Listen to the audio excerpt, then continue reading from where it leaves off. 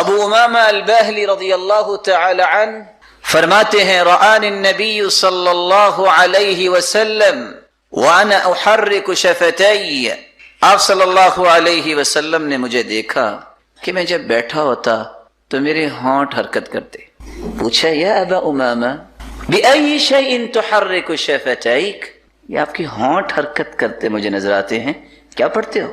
قال اذکر اللہ، اللہ کے رسول آپ نے تو فرمایا تھا کہ نجات ملتی اس کو ہے دنیا کی مصیبتوں اور دکھوں اور غموں سے، اور اسی طرح قبر اور حشر سے جو کثرت سے ذکر کرتا ہے۔ فرمایا الا اخبرک باکثر بافضل من ذکرک باللیل والنہار، ابو امامہ تم 24 گھنٹے ذکر کرتے رہو دن اور رات، اس سے بھی اچھا اور اس سے بھی افضل ذکر جو 24 گھنٹوں کے اذکار سے بھی زیادہ اجر کا باعث ہے، زیادہ افضل ہے، میں تمہیں نہ بتا دوں؟ کہا اللہ کے رسول اور کیا چاہیے؟ تو آپ صلی اللہ علیہ وسلم نے فرمایا تم اگر 24 گھنٹے مسلسل ذکر سے بہتر ذکر چاہتے ہو تو تم یہ کلمہ کہہ دیا کرو، سبحان اللہ عدد ما خلق، سبحان اللہ ملء ما خلق، سبحان اللہ عدد ما فی الارض، سبحان اللہ ملء ما فی الارض والسماء، سبحان اللہ عدد ما احصى کتابہ، سبحان اللہ عدد کل شیء، سبحان اللہ ملء کل شیء۔ یہ 4 کلمات تم پڑھ لو، اجر اتنا ہی ملے گا کہ 24 گھنٹے تم اللہ کے ذکر ہی کرتے رہے۔ صبح و شام کثرت سے اللہ کا ذکر کریں۔ کون سے اذکار؟ ایک چھوٹا سا جملہ ہے سبحان اللہ۔ حدیث کہتی ہے کہ اگر کوئی شخص 100 مرتبہ سبحان اللہ کہہ دے، اللہ اسے 100 غلام آزاد کرنے کا اجر عطا کر دیں گے۔ ایک چھوٹا سا اور بھی کلمہ ہے الحمدللہ، کوئی ہے جو 100 گھوڑے وقف کر سکتا ہو اللہ کی راہ؟ حدیث کہتی ہے 100 مرتبہ تم الحمدللہ کہہ دو، اجر تمہیں اتنا ہی ملے گا جتنا میدان کارزار کے لیے تم نے 100 گھوڑے اللہ کی راہ میں پیش کر دیے۔ کثرت سے ذکر کیجیے۔ اللہ اکبر چھوٹا سا مبارک کلمہ ہے، کوئی ہے جو 100 اونٹ کرتا ہو ذبح؟ حدیث کہتی ہے اللہ اکبر 100 مرتبہ پڑھ لو گے، اللہ ساز و سامان سے لدے ہوئے 100 اونٹ اللہ کی راہ میں پیش کیے جانے پر جو اجر ملتا ہے اللہ اتنا اجر عطا کرتا ہے۔ سبحان اللہ، الحمدللہ، اللہ اکبر، لا الہ الا اللہ۔ اسی حدیث کے آخر میں آتا ہے کہ لا الہ الا اللہ کثرت سے پڑھ لو۔ جتنے ہم بیٹھے ہیں اللہ آپ سب کو عزت دے، سلامت رکھے۔ آپ ساری زندگی بھی سجدے میں پڑے رہیں تو زمین و آسمان کا خلا نیکیوں سے کیسے بھرے گا؟ 100 مرتبہ جو لا الہ الا اللہ پڑھ لیتا ہے اللہ زمین و آسمان کا خلا اس کے لیے نیکیوں سے بھر دیتے ہیں۔ ویسے آپ تھوڑا سا غور کریں، سبحان اللہ، الحمدللہ، اللہ اکبر، لا الہ الا اللہ، تکبیر کیا ہے؟ اللہ اکبر، اللہ اکبر، لا الہ الا اللہ، واللہ اکبر وللہ الحمد۔ وہی 4 کلمے ہیں، وہی 4 کلمے ہیں جن کی آج اہمیت مسلمان سمجھتا نہیں ہے۔ اللہ ذوالجلال نے اپنے پیغمبر کے ذریعے ایک بہت بڑا انعام ہم تک پہنچایا ہے، اور وہ کون سا انعام ہے جس کے بارے میں آپ کی خدمت میں چند باتیں رکھنا چاہتا ہوں۔ یہ ایمان کی لذت اور مٹھاس اور حلاوت یہ نصیب کس شخص کو ہو۔ کھانا انسان کی جسمانی ضرورت ہے، کھانا اور پینا یہ جسم کی غذا ہے۔ اللہ کی طرف سے نازل شدہ وحی قرآن و حدیث یہ روح کی غذا ہے۔ کھانا پینا جتنا اچھا ہوگا اس کی لذت زبان محسوس کرتی ہے، ایمان جتنا اچھا ہوگا اس کی لذت دل محسوس کرتا ہے۔ انسان جسمانی طور پر بیمار ہو جائے، اچھے سے اچھا کھانا بھی اس کے سامنے رکھ دے اسے کڑوا لگتا ہے۔ انسان کا روح بیمار ہو جائے اور انسان کا ایمان کمزور ہو جائے تو انسان کو دنیا کی کوئی خوشی خوشی کیا، کوئی غمی غمی محسوس نہیں ہوتی، اس کے اندر صرف قلق ہوتی ہے، اضطراب ہوتا ہے، فرسٹریشن ہوتی ہے، ہر وقت پریشان، ہر وقت جو ہے کسی ڈپریشن کا شکار رہتا ہے۔ سبب کیا ہے؟ یہ بیچارہ ایمانی طور پہ دیوالیہ ہو چکا۔ مصیبتیں انبیاء پر بھی آئیں، اولیاء و اصفیاء پر بھی آئی، لیکن اس کا معنی یہ ہے کہ اللہ سے تعلق توڑ لے، اس کا معنی یہ ہے کہ مایوس ہو جائے، اس کا معنی یہ ہے کہ عبادت چھوڑ دے، اس کا معنی یہ ہے کہ اللہ کو یاد کرنا چھوڑ دے، اس کا معنی ہے کہ نعوذ باللہ غلط غلط باتیں اپنی زبان سے بولنا شروع کر دے، اس کا معنی یہ ہے کہ گریبان چاک کرے، اس کا معنی یہ ہے کہ اپنے چہرے کو خود ہی تھپیڑے مارنا شروع کر دے، اس کا معنی یہ ہے کہ اللہ پہ اعتراض کرنا شروع کر دے۔ نہیں، ایمان کا معنی یہ ہے کہ کہا جائے کل لن یصیبنا الا ما کتب اللہ لنا هو مولانا، جو بھی حالات پیش آئیں گے وہ میرے رب نے فیصلہ کیا ہے، اور اللہ ذوالجلال ہمارا مولا ہے، وہی ہمارا مالک ہے، اس کے فیصلے پہ ہم راضی ہیں۔ لذتی و راحتی فیما قدر علی، میری زندگی کی اصل لذت و حلاوت اور مٹھاس یہ ہے میرے رب نے جو فیصلہ کیا ہے وہ بالکل ٹھیک کیا ہے، میں اس پہ راضی۔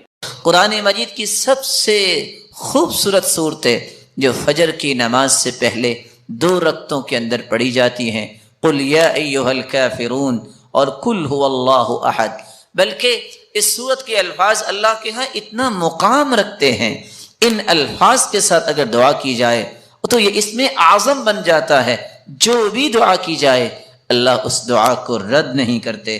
رسول اللہ صلی اللہ علیہ وسلم کے صحابی بیان کرتے ہیں، میں رسول اللہ صلی اللہ علیہ وسلم کے ساتھ مسجد میں داخل ہوا، ایک شخص نماز پڑھ رہا تھا اور دعا کر رہا تھا، اللہم انی اسألک بأنی اشہد ان لا الہ الا انت الاحد الصمد الذي لم یلد ولم یولد ولم یکن له کفوا احد۔ ان الفاظ کے ساتھ اس نے دعا کی تو اللہ کے رسول صلی اللہ علیہ وسلم فرمانے لگے، والذی نفسی بیدہ لقد سألہ باسمہ الاعظم الذي اذا سئل به اعطى واذا دعی به اجاب، اس ذات کی قسم جس کے ہاتھ میں میری جان ہے، اس شخص نے اسم اعظم کے ساتھ دعا کی، اور جو ان کلمات کے ساتھ دعا کرتا ہے، جو بھی سوال کرتا ہے اللہ رب العزت اسے عطا کر دیتے ہیں، جو بھی دعا کرتا ہے اللہ رب العزت اس کی دعا کو قبول فرماتے ہیں۔ بلکہ رسول اللہ صلی اللہ علیہ وسلم نے فرمایا، جو سورۃ الاخلاص کی تلاوت کرتا ہے اللہ رب العزت اس کے گناہوں کو بھی معاف فرما دیتے ہیں۔ ایک مرتبہ نہیں، آپ نے 3 مرتبہ فرمایا قل یا ایھا الکافرون فقال قد برئ من الشرک، ایک آدمی کو قل یا ایھا الکافرون پڑھتے سنا، آپ نے فرمایا یہ شرک سے بری ہو گیا۔ دوسرے شخص کو سنا وہ قل ھو اللہ احد پڑھ رہا تھا، فقال غفر له، اللہ رب العزت نے اس کے گناہوں کو معاف کر دیا ہے۔ رسول اللہ صلی اللہ علیہ وسلم کے صحابی، سلسلہ صحیحہ کی روایت ہے 1498، دنیا کے اندر سب سے بہترین کلام 4 کلمات، میرے ساتھ دہرائیے گا، سبحان اللہ والحمد للہ ولا الہ الا اللہ واللہ اکبر۔ یہی وجہ ہے کہ صحیح بخاری کی روایت ہے، یہ کلمات کوئی پڑھ لے رات اس کی آنکھ کھلے تو یہ کلمات پڑھ لے۔ اور ایک دوسری روایت میں ولا حول ولا قوت الا باللہ کے بھی الفاظ ہیں، یہ الفاظ پڑھنے کے بعد جو بھی دعا کریں گے اللہ ذوالجلال وہ دعا رد نہیں کرے، وہ دعا رد نہیں ہوگی۔ میں آپ سے بھی کہوں گا کہ ہر چیز میں اللہ کی حکمت، ہو سکتا ہے رات کو آپ اٹھیں لائٹ نہیں ہے، مت پریشان ہو سکتا ہے کہ کسی کام کی غرض سے اٹھیں کہ میں نے تہجد پڑھنی، یا آپ کو یاد آ گیا کہ میں نے تو وضو نہیں کیا تھا اور نیند آ گئی، چلو وضو بنا کے دوبارہ سوتا ہوں۔ اٹھتے ہی آپ کی عادت بننی چاہیے، اور خود لا شعوری تک یہ بات چلی جانی چاہیے، شعور سے کراس کر کے کہ میں نے یہ کرنا ہی ہے۔ جیسے کہ کچھ لوگوں کی عادت بنی ہوتی، چھینک آئے سوچے نہ سوچے کیا کہتے، الحمدللہ۔ آپ اٹھے، الحمدللہ الذی احیانا بعدما اماتنا والیہ النشور، الحمدللہ الذی رد علی روحی وعافانی فی جسدی وأذن لي بذکری، سبحان اللہ والحمدللہ ولا الہ الا اللہ واللہ اکبر۔ یہ کلمات پڑھیے اور دعائیں شروع کر دیں۔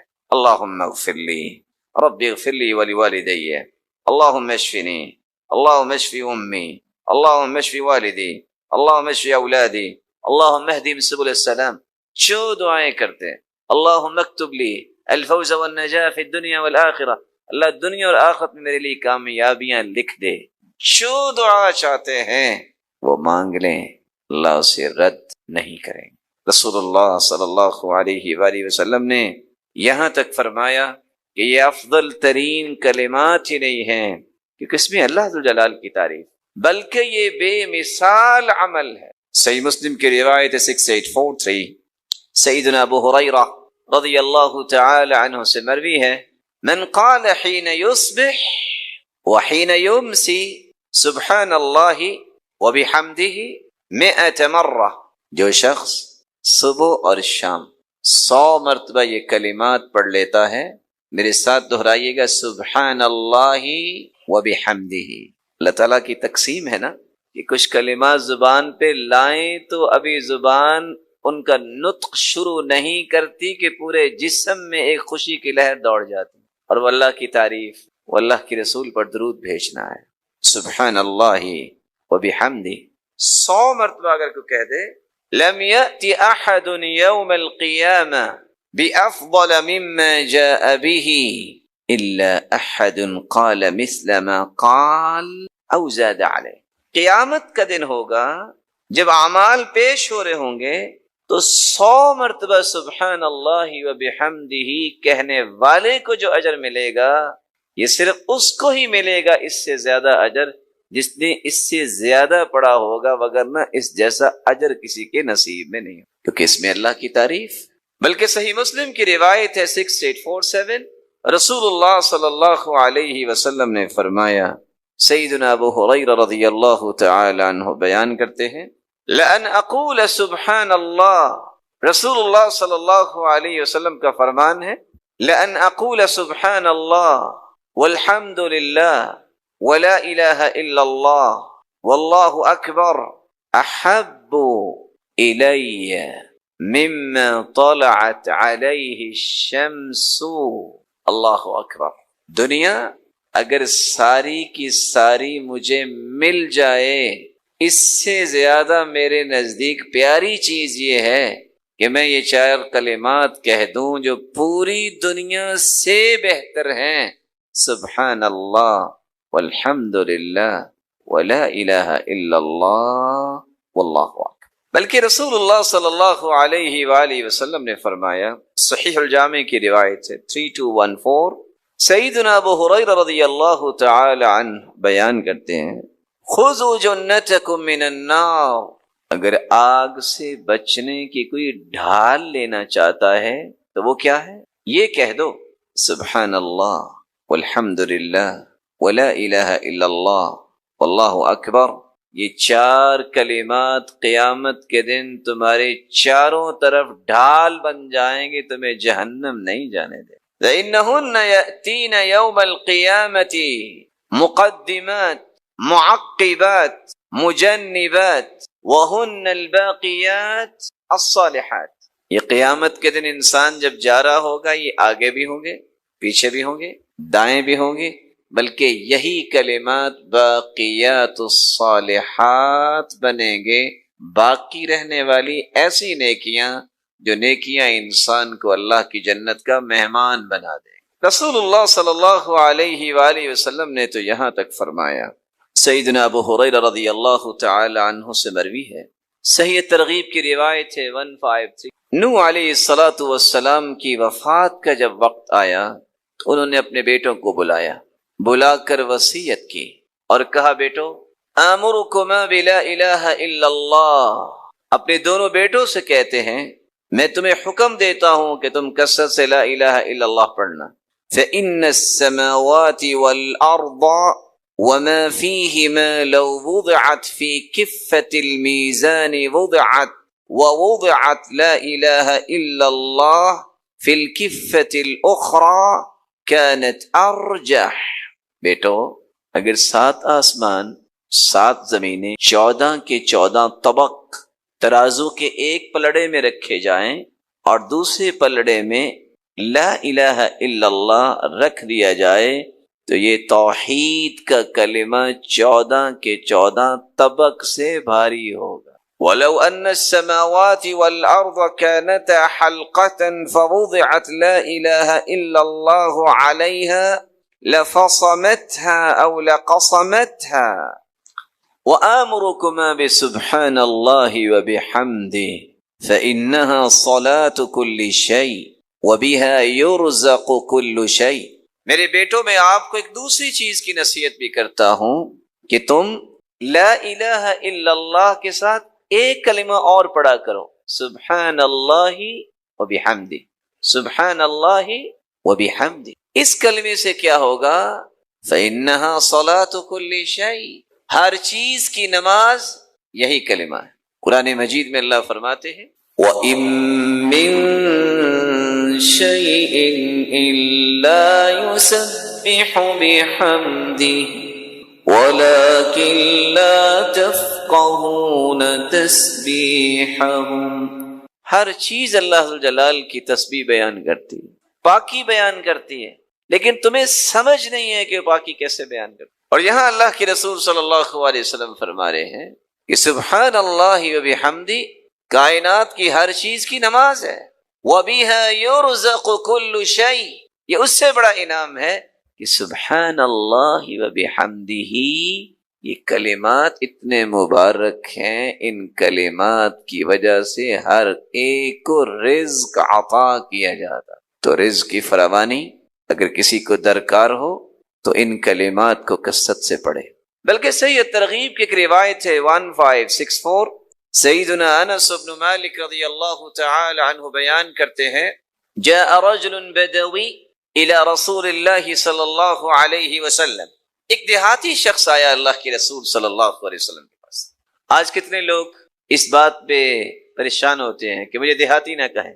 یاد رکھنا دیہاتیوں میں دو وصف ہیں، یہ سیدھے ہو جائیں تو ان جیسا سیدھا کوئی نہیں ہوتا، کیونکہ ان میں تکلف نہیں ہوتا، اور اگر ان کے مزاج میں اکھڑا پن آ جائے تو ان جیسا کوئی ضدی بھی نہیں ہوتا۔ الاعراب اشد کفرا ونفاقا، لیکن اللہ ذوالجلال جن کو ہدایت دے دے وہ پھر مثالی بنتے۔ یہی وجہ ہے کہ ایک شخص دیہاتی جب آ کے مجلس میں بیٹھا تو عذاب کی باتیں ہو رہی تھی، پھر اللہ ذوالجلال کی صفت بیان ہوئی رحمان الرحیم، تو پوچھتا ہے مرنے کے بعد کہاں جانا ہے؟ تو اس نے کہا اللہ کے پاس۔